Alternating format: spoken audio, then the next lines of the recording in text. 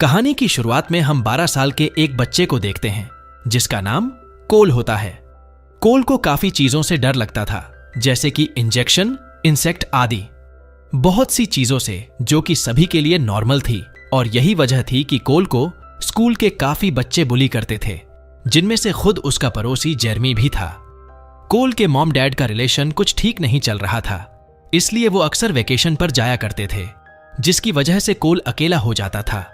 और इसीलिए उसके पेरेंट्स ने कोल के लिए एक बेबी सिटर ढूंढ रखा था जिसका नाम बी था। बी और कोल काफी अच्छे दोस्त थे, लेकिन बी के अलावा कोल की एक अच्छी क्लास फ्रेंड भी थी जिसका नाम मालिनी था, और वो भी उसके पड़ोसी थी। अब ऐसे ही एक बार कोल के पेरेंट्स बाहर जा रहे थे और बी को कोल का ख्याल रखना था।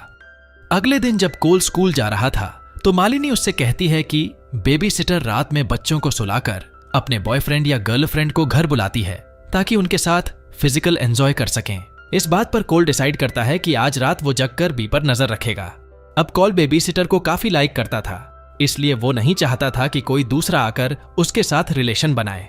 अब घर आने के बाद कोल बी के साथ खेलता है और उसके साथ डांस करता है।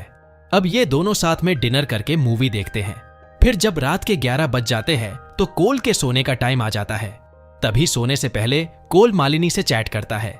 मालिनी उसे याद दिलाती है कि आज रात तुम्हें नीचे जाकर उस पर नजर रखना है, क्योंकि तुम्हारे सोने के बाद ही वो ये सब करेगी। तभी बी कोल को पीने के लिए ड्रिंक देती है जिससे उसे नींद आ जाए, लेकिन कोल उस ड्रिंक को नहीं पीता और फेंक देता है और सोने का नाटक करता है। अब जैसे ही बी उसके कमरे से बाहर जाती है तो कोल भी उसके पीछे पीछे जाने लगता है। तभी कोल देखता है कि बी ने वहां कुछ स्ट्रेंजर्स को बुलाया हुआ है और वो सभी ट्रुथ एंड डेयर गेम खेल रहे थे। इन स्ट्रेंजर्स का नाम था सोनिया, मैक्स, एलिसन, जॉन और सैमुअल। अब यहां बी को एक डेयर करना पड़ता है जिसमें उसे सभी लोगों को किस करना था। फिर वो एक एक करके सभी के पास जाकर उन्हें किस करती है। लास्ट में जब बी सैमुअल को किस करती है तो वो अचानक वो उसके सिर पर 2 चाकू घुसा देती है और रूम में मौजूद सभी सैमुअल के ब्लड को एक बर्तन में इकट्ठा करने लगती है। ये देखकर हमें पता चलता है कि बी उन सभी स्ट्रेंजर्स के साथ एक सैटेनिक रिचुअल करने वाली है। कोल ऊपर से ये सब देखकर काफी हैरान होता है। इसके बाद बी उन सब के सामने एक बुक रिवील करती है। बी कहती है कि एकमात्र ऐसी बुक है जो कहीं भी नहीं मिलेगी, यानी कि ये इकलौती बुक है। अब भी उस बुक में कुछ लाइन पढ़ती है जिसमें लिखा होता है कि इस किताब की एक वर्ष को पढ़ते वक्त उसे बलि दी गई। आदमी के ब्लड को इस बुक पर डालना होगा। ऐसा करने से इस कमरे में मौजूद सभी लोगों की कोई एक इच्छा पूरी हो जाएगी। लेकिन इस पूरे प्रोसेसर को कंप्लीट करने के लिए उन्हें एक मासूम बच्चे का भी खून चाहिए होगा, और वो मासूम बच्चा कोल ही होने वाला था। इधर कोल ये सब बातें सुनकर काफी डर जाता है और जल्दी से भागकर अपने रूम में जाता है और 991 पर कॉल करता है और फिर वहीं सोने का नाटक करने लगता है। कुछ देर बाद वहां भी अपने दोस्तों के साथ आती है और एक इंजेक्शन के जरिए कोल का कुछ ब्लड बाहर निकालती है। कोल सिरिंज से काफी डर रहा होता है, लेकिन फिर भी वो उन सब के सामने सोने की एक्टिंग करता है। दरअसल बी ने कोल के ड्रिंक में कुछ दवाई मिला दी थी ताकि कोल 8 घंटे के लिए सोता रहे, लेकिन क्योंकि कोल ने ड्रिंक पिया ही नहीं था इसीलिए वो अभी जग रहा होता है। खैर, ब्लड लेने के बाद बी सभी के साथ नीचे चली जाती है और इसके बाद कोल वहां से भागने का प्लान बनाता है। कोल कुछ कपड़ों को एक दूसरे में बांधकर विंडो से नीचे लटकता है, लेकिन उसके भागने से पहले ही वहां बी आ जाती है। अब कोल का ब्लड निकलने की वजह से वो वहीं पर बेहोश हो जाता है। फिर जब कोल की आंखें खुलती है तो वो खुद को एक चेयर में बंधा हुआ पाता है जहां उसके सामने बी और वो सारे स्ट्रेंजर्स होते हैं। कोल उन सब को देखकर अनजान बनने की कोशिश करता है कि जैसे उसने कुछ भी नहीं देखा है। अब बी कोल को बताती है कि वो उसके साथ क्या करने वाली है, पर तभी वहां पुलिस आ जाती है। लेकिन तभी उनमें से एक आदमी उस पुलिस वाले को मार देता है और दूसरे पुलिस को बी मार डालती है, और ये हाथापाई में पुलिस की एक गोली एलिसन के सीने में लग जाती है जिससे वो मारी जाती है। अब दोनों पुलिस वाले मारे जा चुके थे, पर उनके वॉकी टॉकी पर बैकअप यूनिट के मैसेजेस आ रहे थे और इन मैसेजेस का रिप्लाई सिर्फ पुलिस कोड के ही मदद से किया जा सकता था और इन कोड के बारे में सिर्फ कोल ही जानता था। फिर बी कोल को धमकाते हुए वो कोड लेती है और मैक्स उस कोड से वॉकी टॉकी पर यह मैसेज पहुंचाता है कि यहां पर सब कुछ ठीक है। ये सब देखकर कोल अपनी रस्सी काटकर किसी तरह से वापस से ऊपर वाले कमरे में जाता है और जॉन उसका पीछा करने लगता है, पर तभी उसका पैर सीढ़ियों से स्लिप कर जाता है और उसका सिर नीचे एक नुकीली चीज से टकराता है और वो वहीं पर बुरी तरह मारा जाता है। इधर कोल अपने रूम में जाकर उन्हीं कपड़ों की मदद से विंडो से नीचे आने लगता है। तभी मैक्स उसे पकड़ने के लिए आ जाता है, लेकिन कोल किसी तरह विंडो से नीचे उतर जाता है। नीचे आने के बाद कोल अपने घर के नीचे वाले बेसमेंट में जाकर छिप जाता है, जहां पर बहुत सारी चींटियां होती है। पर कोल यहां भी अपने डर पर कंट्रोल कर लेता है। सोनिया कोल को ढूंढते हुए वहां पहुंच जाती है और बेसमेंट के अंदर जाकर उसे ढूंढने लगती है। तभी कोल उसके तरफ फायर रॉकेट छोड़ता है, लेकिन सोनिया किसी तरह उस रॉकेट से बच जाती है। लेकिन कोल बड़े ही चालाकी से सोनिया को वहीं पर लॉक कर देता है और उस पर बग स्प्रे छिड़क देता है।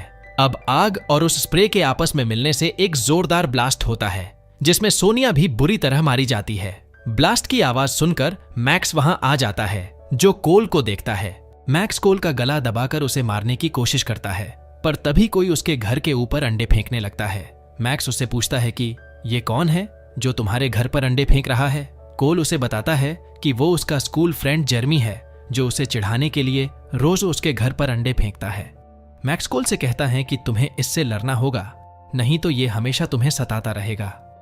ये सुनकर कोल जेरमी से लड़ने के लिए उसके पास जाता है, पर जेरमी उसे पीटकर यहां से चला जाता है।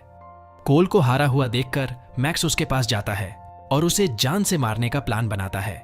ये सब देखकर कोल एक ट्री हाउस पर चढ़ जाता है। मैक्स भी वहां आने लगता है। तभी वो दोनों ट्री हाउस से नीचे कूदते हैं, पर इस बीच एक रस्सी मैक्स के गले में जा फंसती है, जिससे मैक्स को फांसी लग जाती है और उसकी मौत हो जाती है। तभी बी उस पर शॉट गन से गोली चलाने लगती है। कोल वहां से भागता हुआ अपनी पड़ोसी मेलेनी के घर पहुंचता है। वहां पहुंचकर वो उससे तुरंत पुलिस के पास कॉल करने के लिए कहता है। तभी वहां बी भी आ जाती है, जो कोल को ढूंढने लगती है। कोल और मेलेनी बी से बचकर एक किनारे छिप जाती है। यहां कोल मालिनी को अपने दिल की बात बताता है। मेलेनी भी कोल को लाइक करती थी, इसीलिए कोल उसे बचाने के लिए वहां से बाहर चला जाता है। बाहर जाकर कोल बी से चिल्लाकर कहता है कि मैं यहां हूं।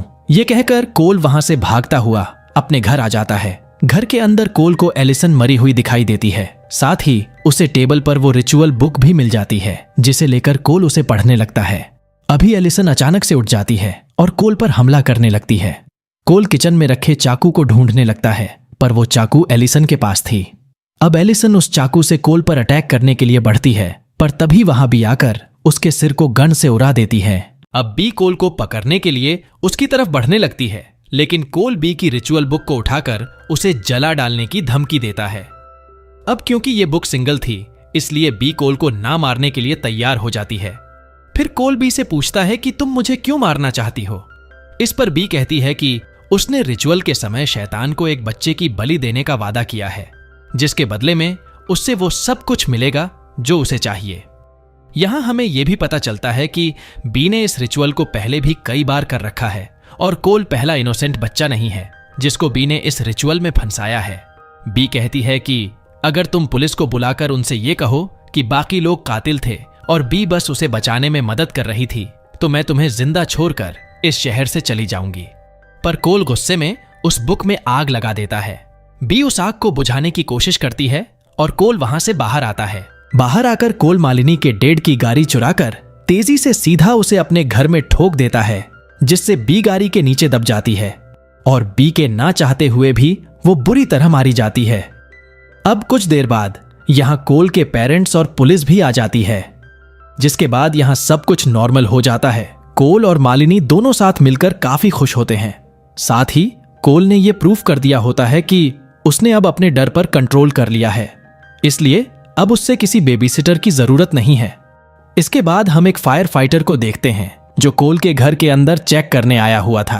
तभी हम देखते हैं कि बी कार के नीचे नहीं होती है। अचानक बी एक नाइफ से उस फायर फाइटर पर अटैक कर देती है, जिससे हमें पता चलता है कि बी अभी जिंदा है। और इस मूवी का पार्ट 1 यहीं पर खत्म हो जाता है।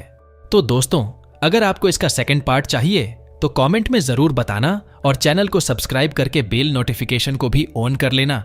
बाकी मैं मिलूंगा आपसे अगले वीडियो में। Take care, love you.